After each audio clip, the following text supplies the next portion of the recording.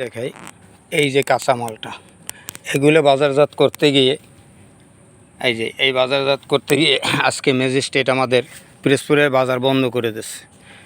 আমি প্রথম ভিডিওতে বলছিলাম যে আপনারা ক্ষতি করবেন না, কৃষকের ক্ষতি আপনারা নিজেদের ক্ষতি নিজেরা করবেন না, সেইটা করে ফেলেছে।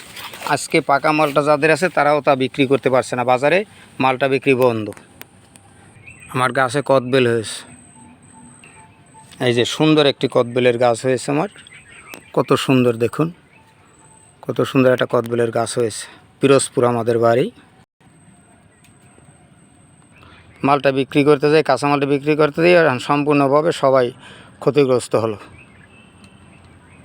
দেখুন এই মালটাটা আমার কাটার মতো, বিক্রি করার মতো, কিন্তু এই ধরনের কাঁচা মালটা বাজারজাত করায় আজকে ম্যাজিস্ট্রেট মালটা বিক্রি করা বন্ধ করে দিয়েছে।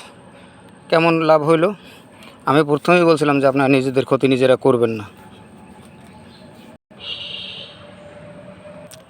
এই ধরনের মালটাগুলি বাজারজাত করে বাজারটাকে নষ্ট করে দিল এবং মালটা বেচতে বাধ্য করলো ম্যাজিস্ট্রেট, নিজে বন্ধ করে দিল। কৃষি অফিস মিলে বন্ধ করে দিয়েছে। এই ধরনের মালটা আমার প্রচুর রয়েছে, তবে আমি একটা মালটা তুলিনি।